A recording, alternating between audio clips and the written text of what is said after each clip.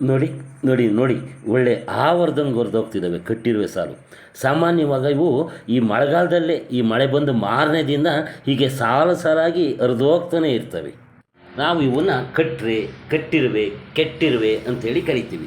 ನಮಗೆ ಗೊತ್ತಿರೋ ಇರುವೆ ತಳಿಗಳಾದರೂ ಎಷ್ಟು, ಕೆಂಪಿರುವೆ, ಕಪ್ಪಿರುವೆ, ಕೆಂಜಿರುವೆ, ಕಟ್ಟಿರುವೆ, ಹೀಗೆ ಒಂದು 4-5 ಹೆಸರುಗಳನ್ನಷ್ಟೇ ಹೇಳ್ತೀವಿ. ಆದರೆ ಜಗತ್ತಿನಲ್ಲಿ ಸಾವಿರಾರು ಪ್ರಭೇದದ ಇರುವೆಗಳಿದಾವಂತೆ. ಒಂದು ಅಂದಾಜಿನ ಪ್ರಕಾರ 14,800 ಪ್ರಭೇದದ ಇರುವೆಗಳು ವಿಶ್ವದಲ್ಲಿದ್ದಾವೆ ಅಂತ ಹೇಳ್ತಾರೆ. ಈ ನಮ್ಮ ಭಾರತದಲ್ಲಿ 700 ಪ್ರಭೇದದ ಇರುವೆಗಳು ಇದ್ದಾವೆ ಅಂತ ಹೇಳ್ತಾರೆ.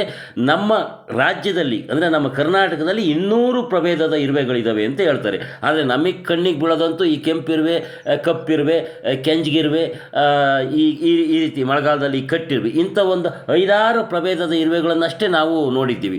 ಇನ್ನೂ ಕೆಲವರು ಹೇಳೋ ಪ್ರಕಾರ ಕೀಟಶಾಸ್ತ್ರಜ್ಞರು ಈ ಅನೇಕ ಅಂದರೆ ಈ 200 ಪ್ರಭೇದ ಅಂತ ನಮ್ಮ ಕರ್ನಾಟಕದಲ್ಲಿ ನಾವೇನು ಇದ್ದವು ಅಂತ ಹೇಳ್ತೀವಲ್ಲ, ಅವುಗಳು ಇಲ್ಲವೇ ಇಲ್ಲವಂತ, ಅವೆಲ್ಲ ಅಳೆದು ಹೋಗ್ಬಿಟ್ಟಿದವಂತೆ. ಅಂದರೆ ಆ ಪ್ರಭೇದಗಳೇ ಸರ್ವನಾಶವಾಗಿದ್ದಾವಂತೆ. ಯಾಕಾಗಿ ಸರ್ವನಾಶವಾಗಿದ್ದಾವಪ್ಪ ಅಂದರೆ ಏನು ಈ ಕೃಷಿನಲ್ಲಿ ಏನು ರಾಸಾಯನಿಕವನ್ನು ಬಳಸ್ತಾ ಇದ್ದಾರೆ ಮತ್ತು ಔಷಧಿಗಳನ್ನು ಸಿಂಪಡಿಸಣೆ ಮಾಡ್ತಿದ್ದಾರೆ.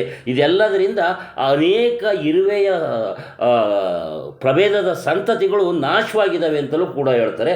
ಹಾಗಾಗಿದ್ರೂ ಕೂಡ ಆಶ್ಚರ್ಯ ಇಲ್ಲ ಬಿಡಿ. ಈ ಇರುವೆಯ ಸಾಲುಗಳನ್ನು ನೋಡಿದಾಗಲೆಲ್ಲ ನನಗೆ ನನ್ನ ಬಾಲ್ಯದ ಒಂದು ಸಂಗತಿ ನೆನಪಾಗ್ತದೆ. ಅದೇನಪ್ಪ ಅಂದರೆ, ಈ ಇರುವೆಯ ಸಾಲು ಎಲ್ಲರೂ ನೇರವಾಗಿ ಹೋಗ್ತಿತ್ತು ಅಂದರೆ ಅಲ್ಲಿ ಹೋಗಿ ನನ್ನ ಬೆರಳನ್ನು ಇಡೋದು.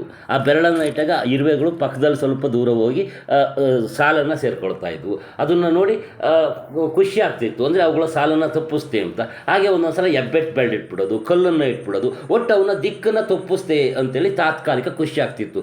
ಆದರೆ ಸ್ವಲ್ಪ ಹೊತ್ತು ಬಿಟ್ಟು ನೋಡಿದಾಗ ಯಥಾ ರೀತಿ ಸಾಲನಾಗ ಹೋಗೋದು ನೋಡಿ ನನಗೆ ತುಂಬ ನಿರಾಶೆ ಆಗ್ತಿತ್ತು. ಎಲ್ಲ ನನ್ನನ್ನು ಇವು ಗೆದ್ದುವಲ್ಲ ಅಂಥೇಳಿ. ಈ ರೀತಿ ಆ ಚಿಕ್ಕ ಇರುವೆಗಳಿಗೆ ಮಾಡುವ ಅಭ್ಯಾಸ ಇತ್ತು.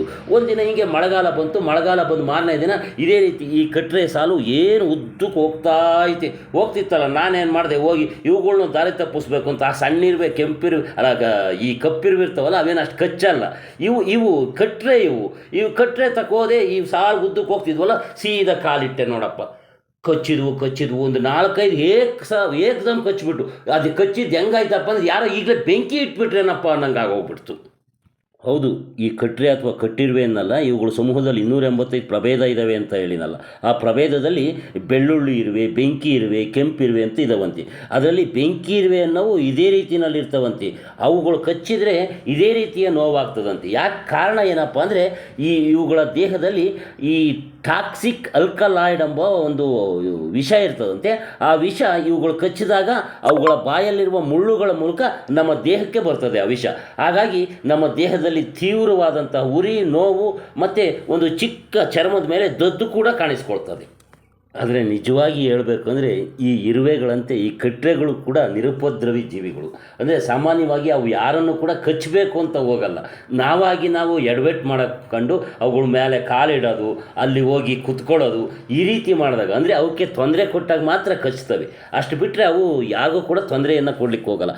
ಆಗ ನೋಡಿದರೆ ಅವು ಈ ರೈತರಿಗೆ ಅಂದರೆ ಕೃಷಿಗೆ ಈ ಎರೆಹುಳು ಎಷ್ಟು ಮುಖ್ಯವೋ ಅಷ್ಟೇ ಮುಖ್ಯ ಈ ಇರುವೆಗಳು ಕೂಡ ಆಗಿದ್ದಾವೆ. ಯಾಕೆಂದರೆ ಈ ಭೂಮಿನ ಒಳಗಡೆಯಲ್ಲಿ ತೂತನ್ನು ಅಂದರೆ ರಂಧ್ರವನ್ನು ಮಾಡಿ ಈ ಭೂಮಿಗೆ ಒಳಗಡೆಗೆ ಗಾಳಿ ಹೋಗಲಿಕ್ಕೆ ಸಹಾಯ ಮಾಡೋದ್ರ ಮೂಲಕ ಅಲ್ಲಿ ಏನು ಭೂಮಿ ಒಳಗೆ ಈ ಲವಣಾಂಶಗಳು ಶೇಖರಣೆ ಆಗಲಿಕ್ಕೆ ಸಹಕರಿಸ್ತದೆ. ಈ ಲವಣಾಂಶಗಳು ಶೇಖರಣೆ ಆದಾಗಲೇ ಈ ಭೂಮಿಗೆ ಒಂದು ಫಲವತ್ತತೆ ಬರೋದು. ಹೀಗಾಗಿ ಇವು ನಿಜಕ್ಕೂ ಕೂಡ ರೈತರಿಗೆ ಮಿತ್ರವೇ ಆಗಿದ್ದಾವೆ.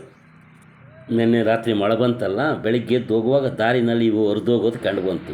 ಹೀಗಾಗಿ ನನ್ನ ಬಾಲ್ಯದಲ್ಲಿ ಕಚ್ಚಿಸ್ಕೊಂಡಿದ್ದಲ್ಲಿ ಇವನ್ನ ಕಟ್ರೆ ಕೈಲಿ ಅದು ನೆನಪಾಯಿತು. ಹೀಗಾಗಿ ಇವುಗಳ ಬಗ್ಗೆ ಒಂದು ವಿಡಿಯೋ ಮಾಡಿ ತಮ್ಗೆ ಹೇಳಬೇಕು ಅನ್ನಿಸ್ತು.